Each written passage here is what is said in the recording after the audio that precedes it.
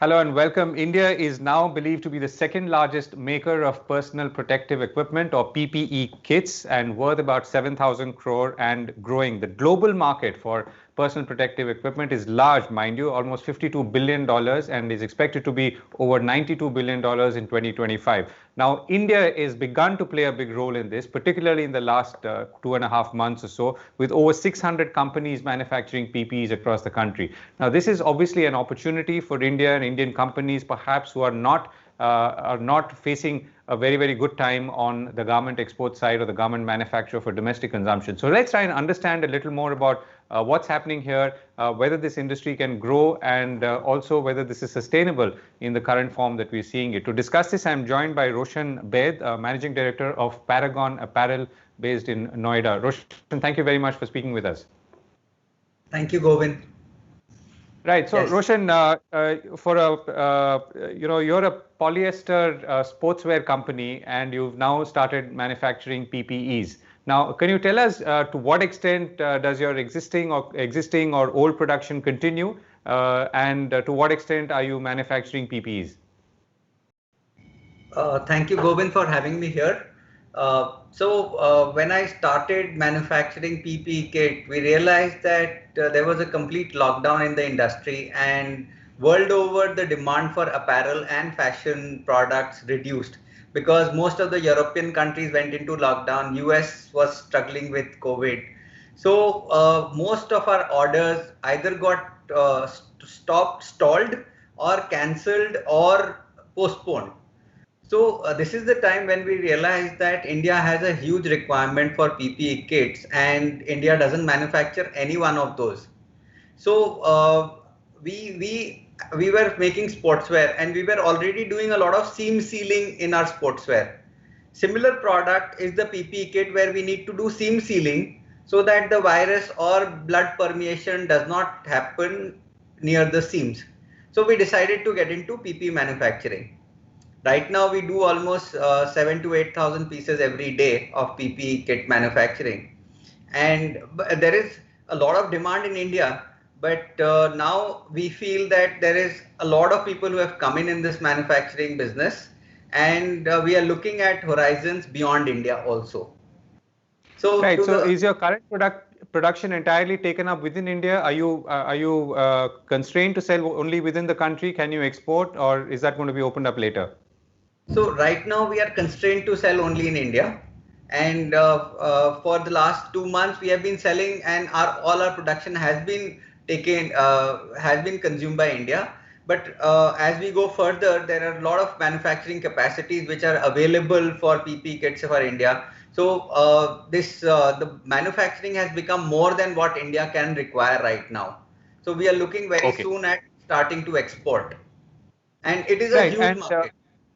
Right. And tell us about the raw materials, the fabric that you're sourcing for this, and where are you getting it from, and how are you doing the chemical addition or additive that's needed to be done?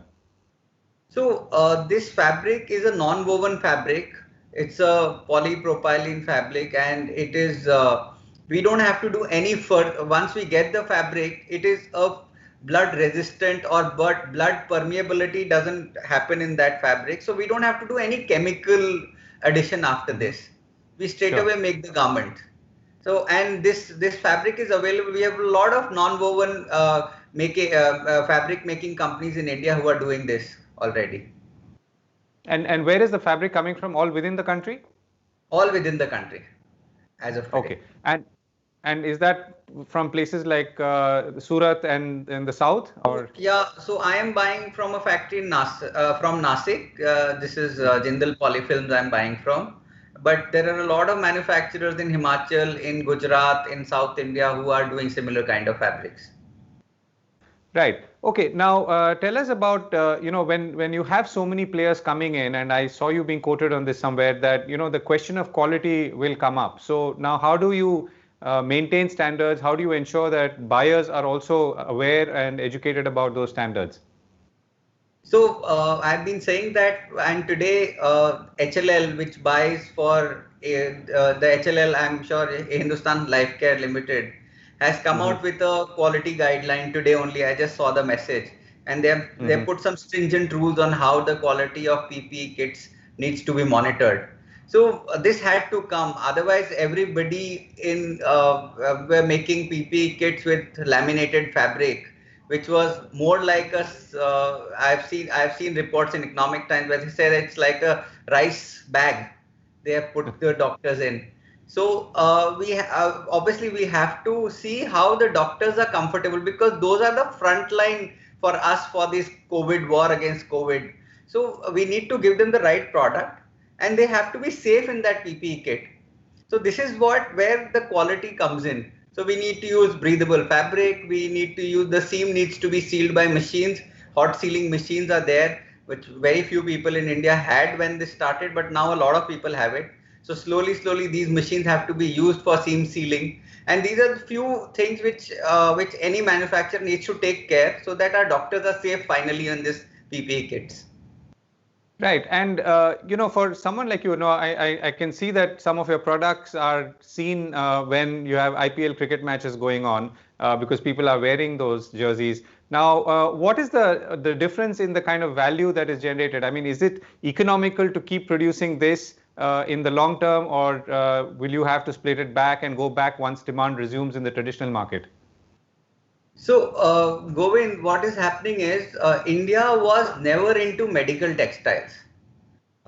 This market was completely owned by Chinese. So it's not just about PPE kits. There are doctor gowns, there are other medical textiles which sell internationally. So by this has taught us a new line of business which can be grown, sustained, and exported. And this can become a huge business in itself. World over, whenever I get a call, they say, Ki, we don't want to buy out of China, we want to buy out of India if you can supply this. So this is a market which has just opened up for India. It was not there earlier because Indians did not focus on that market. So as far as I am concerned, I think sportswear is a huge market. Again, we are into niche segment which not many people in India do it. So we'll continue to do sportswear. But there is a whole new range of business created in the last 2 months, which is medical textiles, which I'm sure will grow and will continue to prosper in India also. And you feel the margins for this, for medical equipment, particularly, I'm assuming you're also waiting for exports because margins could improve, will be as good or similar to what you have been traditionally doing?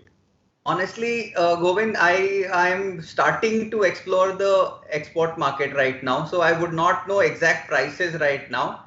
But what business we were doing earlier is a fashion business. It's much more complicated business. So I'm sure the much more complicated business will have more margins. But this business is a volume business. So it may not have the kind of margins which the government business has, but it has got a lot of volumes coming in. So maybe less margin, huge volumes. Fashion business obviously is more risk, more complicated. The designs keep changing. So obviously the margins are going to be higher, and the effort is also higher in that segment. So I think that will be the difference. Right. And I'm going to come back to PPs in a moment, but just a sense from you, what are you hearing from your clients overseas? I'm assuming when you supply to Europe and America, I'm talking about the traditional sportswear that you work in. Are you getting a sense that now lockdowns are lifting in North America and Europe? Demand, are there early signs of demand? Definitely. So I work a lot with the Scandinavian countries. They are completely open now. So Sweden, Denmark, Finland, Norway, they are open. US started seeing demand, but then again this happened. You've been seeing those protests and all happening, so just slowed down. But I think for a product like sportswear, this is going to be the fastest to recover actually in the fashion segment. So because not people are trying to stay fit, people are still doing a lot of sporting activities in-house. So I am seeing this market to revive the fastest in the fashion and apparel world. Right. Now you have 2,000 machines and 5,000 people working. I mean, I'm assuming that is in normal times. What's your capacity like right now? How do you see it getting back even as lockdown lifts? Are you facing I'm sure you are facing some labor issues. When do you see that evening out? So right now we are working about 50% capacity, because that's what we have been mandated also by the government. And keeping in mind the social distancing norms, we are just taking it easy right now. And so there is an issue on migrant labors, but being in Noida, I don't see, as and when demand increases, I don't see there will be a constraint of labor. I think they will keep coming in. A lot of people have gone back because they were desperate to go back. Not much opportunities are available in their hometowns. So as soon as they're settled in home, they go home and they think it's okay. I think once the demand comes into the industry, the labor will be back.